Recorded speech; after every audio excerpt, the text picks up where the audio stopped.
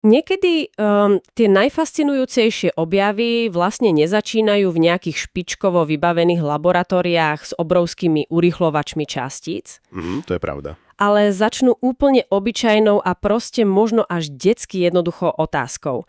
Aká by bola realita, keby sme zmenili jeden jediný základný uhol v niečom, čo tu používame už celé stáročia? Áno, to je presne ten typ otázky, čo prevráti vedu na ruby. Jasné. Naša dnešná hĺbková analýza sa opiera o mimoriadne pútavý zdroj. Je to prepis konverzácie z apríla 2025. V nej jeden používateľ predložil umelej inteligencii Grok veľmi špecifický myšlienkový experiment. Ten prepis je fakt fascinujúci. Hlavným cieľom našej dnešnej diskusie je vlastne odpovedať na dve zásadné otázky. Čo je to tzv. Trilaurálny rezonátor a odkiaľ sa tento koncept vôbec vzal? Tieto otázky nás akože zavedú na takú križovatku niekoľkých zdaňlivo úplne odlišných disciplín. Aha, čiže nepôjde len o čistú fyziku? Vôbec nie. Budeme tu analyzovať prienik akustiky, bunkovej biológie, posvetnej geometrie a dokonca aj teoretickej fyziky. A čo robí tento dokument takým analyticky zaujímavým je to, že on neostáva len pri nejakej abstraktnej teórii, ale reálne sa snaží extrapolovať fyzikálne dôsledky toho, keď sa zmení jedna základná premenná v klasickej akustike. Aby sme udali taký ten správny tón hneď od začiatku, všimla som si v dokumente jedno motto, ono tak perfektne rámuje celý tento experiment. Citujem, ak tvoríš zvuk, tvoríš vibrácie, ak tvoríš vibrácie, tvoríš vedomie a ak tvoríš vedomie, tvoríš realitu. Fia, to znie až tak mysticky. Presne, znie to takmer filozoficky, ale ten text sa to reálne snaží podložiť prísnou vlnovou mechanikou. Takže poďme priamo k veci. Musíme si úplne jasne definovať, čo ten triaurálny rezonátor vôbec je. Lebo toto v učebniciach bežnej fyziky naozaj nenájdeme. No práve. Ten pôvod je totiž rídzo teoretický a pochádza priamo z toho spomenaného dialógu s umelou inteligenciou. O čo teda v tom návrhu ide? Vlastne celá architektúra tohto konceptu vychádza z úplne obyčajnej klasickej ladičky. Z tej kovovej vecičky, čo vyzerá ako písmeno U. Presne tak. Bežná ladička je taký jednoduchý nástroj, má dva hroty, ktoré po údere začnú vibrovať a vytvárajú ten známy čistý tón. Zásadná inovácia v tomto experimente spočíva v tom, že sa tam pridá tretí hrot. Počkaj, tretí hrot? Áno. Všetky tri hroty by mali byť z identického materiálu, mali by mať rovnakú hmotnosť aj dĺžku a počiatočnú frekvenciu. Ale to najdôležitejšie, to je to ich prístrojové usporiadanie. Čiže nebudú len tak v rade vedľa seba? Nie sú umiestnené lineárne, sú rozložené v 3D priestore, takže zvierajú presne 120 stupňové uhly. Aha, jasné, 120. Presne. Ak by sa na text pozrel zhora, tak by videl dokonalý rovnostranný trojuholník. Alebo tvár podobný logu automobilky Mercedes. Dobre, poďme si to trochu rozobrať na drobné. Klasická ladička je proste v podstate zosobnením takého binárneho systému. Udrieme do nej a tie dve ramená kmitajú oproti sebe a potom od seba. Ako akcia a reakcia. Typičká dipólová vlna. Jasné. Vytvára to vlny, ktoré sa dajú veľmi ľahko predvídať. Pohybujú sa ako taká dvojrozmerná priamka tam a späť.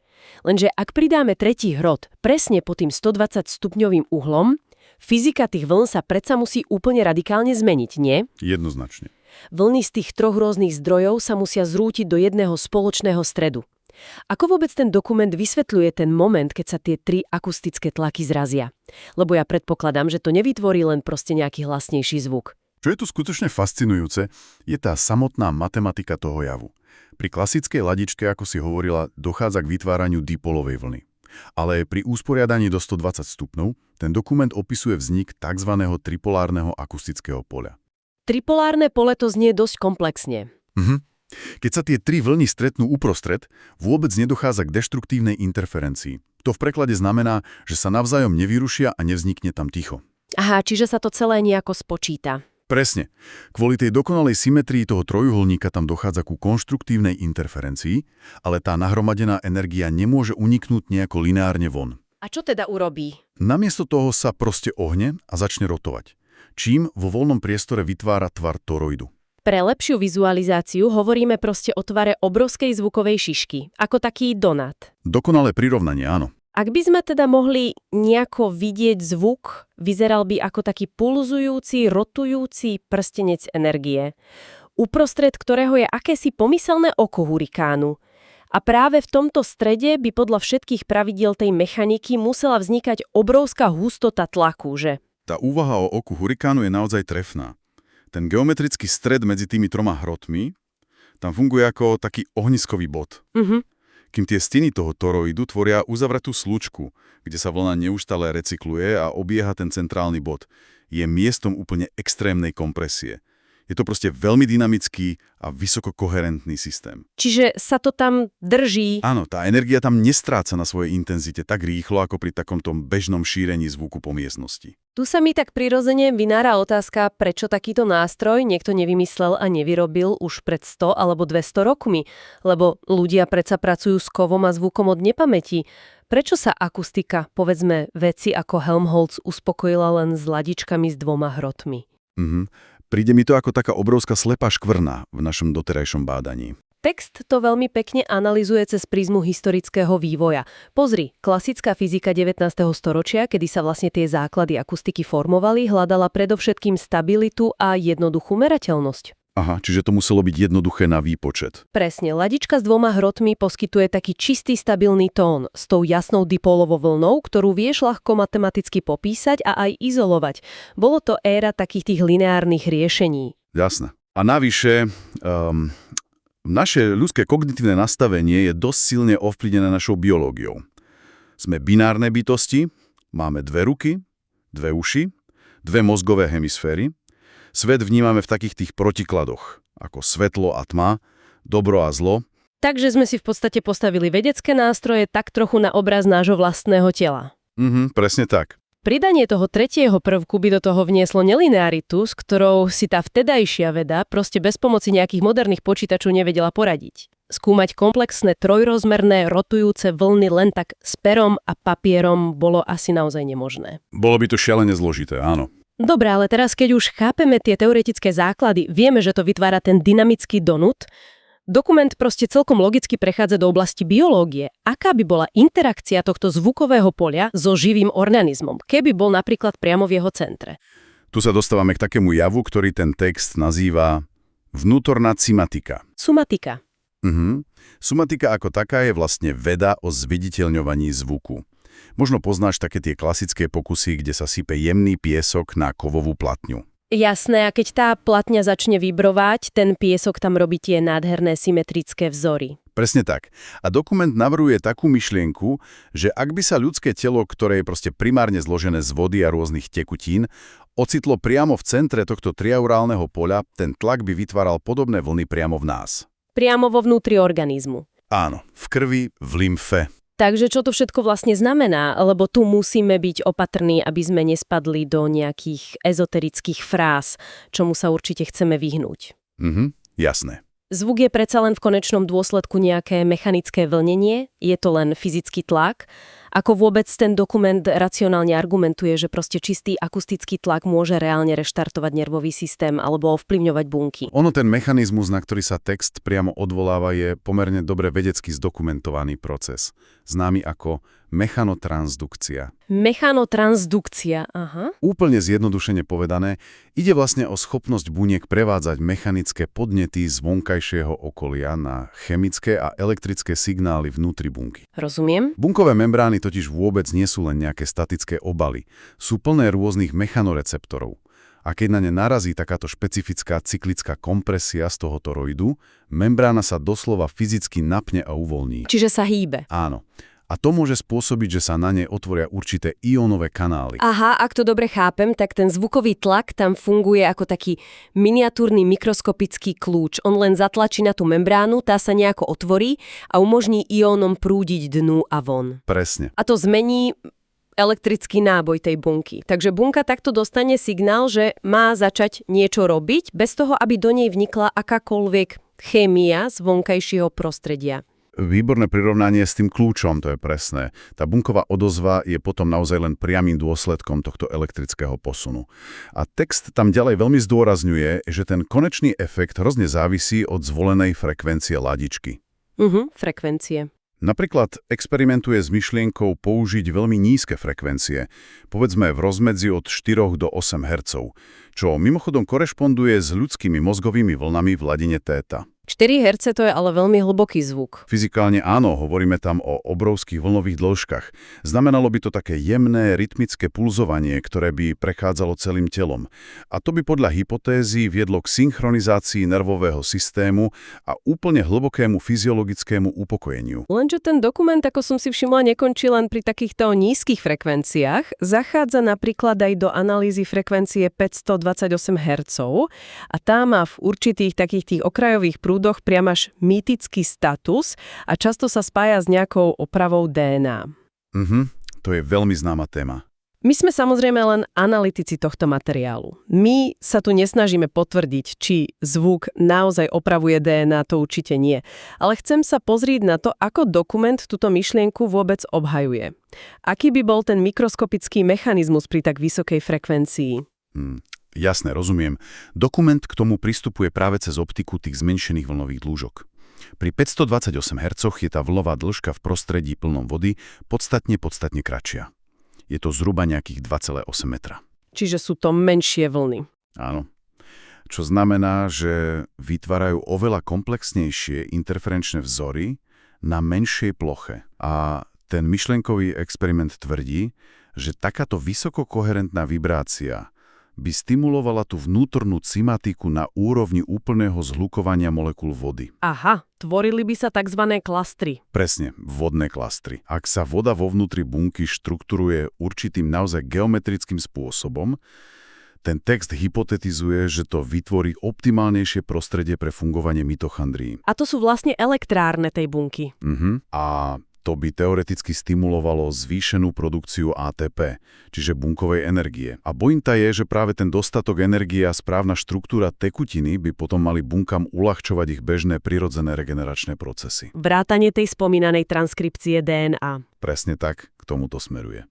Akože musím uznať, že je to nesmierne sofistikovaný konštrukt, či už to v praxi takto reálne funguje alebo nie, ten reťazec uvažovania je veľmi logický. Proste geometria zvuku štruktúruje vodu, štrukturovaná voda zlepšuje mitochondrie a lepšie mitochondrie znamenajú viac energie pre opravu. Fakt fascinujúce. Je to veľmi elegantne prepojené.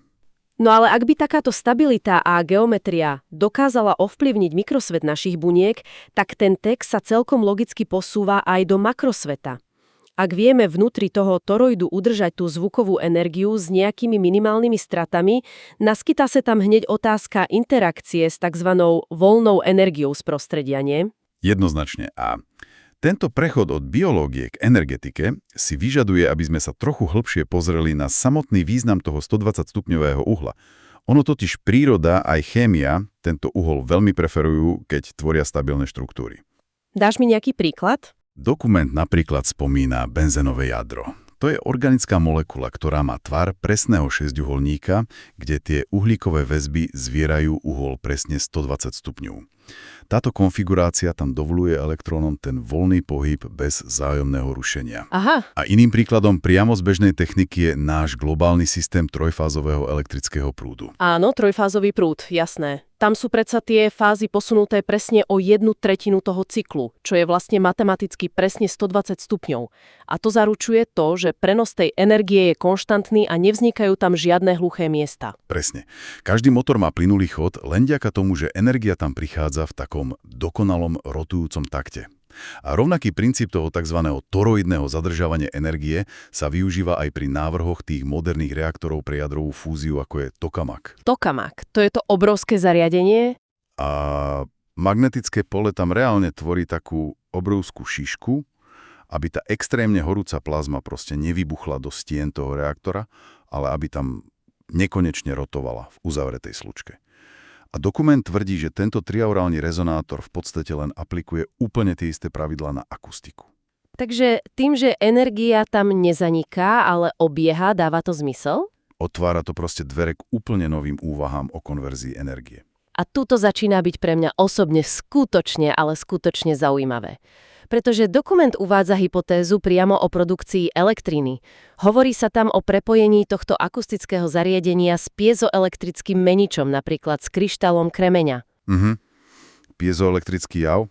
Zoberme si to takto. Piezoelektrický jav funguje zjednodušene tak, že ak na ten kryštál začnete mechanicky tlačiť, on proste ten tlak začne prevádzať na elektrické napätie.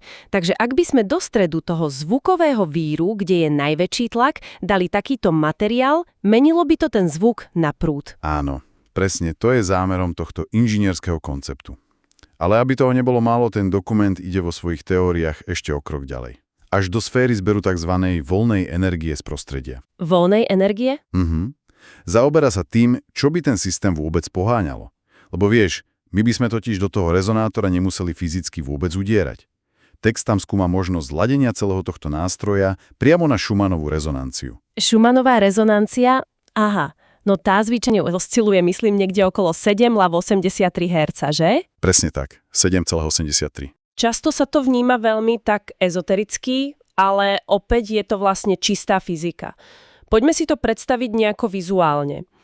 Predstavme si priestor medzi povrchom Zeme a tou vrchnou ionosférou vo vysokej atmosfére ako takú obrovskú dutú ozvučnicu na gitare.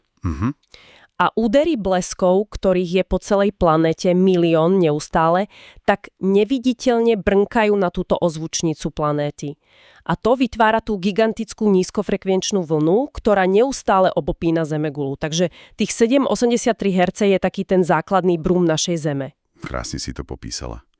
A ten myšlienkový experiment s rezonátorom stavia na tom, že ak by sa dĺžka tých jeho troch ramien a tie materiálové vlastnosti dokonale geometricky prispôsobili, no tak by rezonovali výlučne práve s touto zemskou frekvenciou. Čiže by sa to nejako napojilo na to zemské pole. To zariadenie by začalo spracovávať okolité elektromagnetické pole Zeme. To je podobné ako keď do miestnosti prinesieš gitaru a ona sama začne potichu vibrovať, keď hneď vedľa nej zapneš silný reproduktor, ktorý hrá presne ten správny akord. Rezonancia, jasné. Rezonátor by v tomto scenári naozaj fungoval ako nejaká harmonická anténa. Doslova by nasával energiu z tohto poľa a ten kremeň by ju následne konvertoval na použiteľnú elektrinu. Dobre, zachytávať voľnú zemskú energiu len cez nejakú akustickú geometriu by proste samé o sebe znelo úplne ako sci-fi z nejakého filmu. Ale umelá inteligencia tam analyzuje ešte jeden aspekt, takzvaný kvantový aspekt celej tejto veci. Áno, tá psychologická rovina. Objavujú sa tam také termíny ako biofotonové emisie alebo že interakcia s vedomím samotného pozorovateľa. A tu je, myslím si, veľmi dôležité klásť fakt dobré otázky, ak ten materiál teoretizuje, že proste ľudský zámer môže ovplyvniť to, ako tento kovový stroj funguje, no tak aký most stavia medzi myšlienkou a kusom kovu? Ide o nejaké telepatické schopnosti? Nie, telepatia to určite nie je. Ten fyzikálny most, na ktorom to podľa textu stojí, sú práve spomínané biofotóny. Čo to presne je? Ide o to, že bunkové membrány všetkých živých organizmov bežne emitujú extrémne slabé častice svetla, čiže biofotóny. A ich koherencia a intenzita sa podľa štúdií reálne mení na základe toho, v akom stave je ten individuec. Či je v strese alebo vo fyziologickom pokoji, dokonca aj aký je jeho kognitívny stav. Aha, takže telo svieti podľa toho, ako sa cítime a myslíme. Presne tak, veľmi slabo, ale svieti. A dokument teoretizuje, že ten centrálny zvukový toroid triaurálneho rezonátora, on vytvára pole s takou extrémnou úrovňou vlnovej koherencie, že on sám funguje ako ladička pre tieto mikroskopické kvantové javy. Takže by sa to prepojilo. Ak by sa vedomý operátor dostal do stavu nejakej hlbokej koncentrácie, to jeho biofotonové pole by mohlo cez konštruktívnu interferenciu začať rezonovať s tým akustickým toroidom. Nejde teda vôbec o čítanie myšlienok, ale o úplne čistú fyzikálnu rezonanciu, kde proste sústredené vedomie stabilizuje chod toho celého systému. Páni, takže kvantové pole tu pôsobí ako nejaká spojka medzi tou našou biológiou a mechanikou toho zvuku? Je to komplexné. Tej konverzácie z AI je ešte jedna veľmi zaujímavá časť. Tá skúma to, čo by sa stalo, ak by sme do celej tej architektúry zasiahli ešte o niečo radikálnejšie. Čo, ak by sme tie 3 rovné kovové hroty nezanechali v tvare písmena U, ale zmenili by sme ich zakrivenie. Myslím, že sa tam spomínajú tvary rôznych špirál alebo helixu. Áno, tá modifikácia by viedla k úplnej transformácii celého toho poľa. Keby sa rovné hroty vymenili za nejaké logaritmické špirály, nevznikal by už jeden taký ten konštantný tón. Ale tá frekvencia by sa plynule menila presne podľa toho, kde na tej špirále by tá vlna práve oscilovala. Čo by to vytvorilo? Systém by začal produkovať tzv. Fraktálny zvuk. Fraktálny zvuk? To znie zvláštne. Znamená to, že každá jedna malá zvuková mikrovlna by v sebe reálne zrkadlila proporcie tej veľkej makrovlny. Dokument to v podstate prirovnáva k nejakému akustickému hologramu, ktorý by teoreticky dokázal prenášať obrovské množstvo informácií rovno do toho biologického tkaniva. No dobre, a keby tie hroty mali napríklad tvar takého toho helixu, teda nejakej 3D špirály, niečo podobné ako je zakrútená aj naša ľudská DNA. Voda alebo ten vzduch vytláčaný z takýchto hrotov by predsa asi nerobil len pulzujúci toroid, že? Presne. Odhalila si to. Pri tvare helixu by tá konštruktívna interferencia nielenže rotovala, ale ona by v tom priestore zároveň stúpala alebo klesala. A výsledkom toho by bolo vytvorenie reálneho akustického vortexu, čiže proste víru. Zvukový vír, wow. A tie zdroje tam priamo uvádzajú taký teoretický matematický model, podľa ktorého by takýto vysokofrekvenčný vír mohol vytvárať zóny mikroskopického vákua. A to je na čo dobré? Nuž, v týchto bodoch toho extrémne nízkeho tlaku by mohlo začať dochádzať k anomáliám v toku energie. A ten dokument to bez váhania pripodobňuje k niečomu, ako je zvukový portál. Fíha, portál, to už sme zase v dosť sci-fi rovine. Znie to tak, ale z hľadiska obyčajnej hydrodynamiky a vlnovej mechaniky sú tzv. Vírové prstence, teda vortex rings, úplne bežná vec. Ich schopnosť prenášať energiu alebo hmotu na diaľku, a to bez akéhokoľvek narušenia okolia, je plne vedecky uznávaný fyzikálny fakt. Dobre, myslím, že je naozaj na čase to všetko nejako stručne zosumarizovať, pretože tento materiál obsiahol fakt neuveriteľne široké spektrum konceptov. Na začiatku bola taká tá jednoduchá snaha pochopiť triaurálny rezonátor z toho experimentu od AI z roku 2025. Myšlienkový model. Presne nástroj, ktorý proste vznikne len pridaním tridieho ramena k ladičke a jeho usporiadaním do úhlov 120 stupňov. A táto na prvý pohľad banálna zmena vytvára namiesto zvuku v tvare dvojrozmernej priamky rotujúcu trojrozmernú zvukovú šišku, kde energia nevyhasína, ale neustále koluje. A tá následná analýza nám vlastne ukázala celú paletu tých teoretických aplikácií, cez vnútornú cymatiku v tele, k zberu energie zo Schumannovej frekvencie až po tie spomínané biofotóny a kvantové javy. Otázka ale stojí, prečo sú vôbec tieto materiály dôležité pre náš úplne bežný život? Nie nevyhnutne preto, že by si mal niekto ísť zajtra okamžite domov zostrojiť trojramenú ladičku, aby si nabíjal telefón zo zemského poľa. To asi nie. Dôležité je proste to, čo tento myšlienkový experiment ukazuje o našom vlastnom spôsobe uvažovania.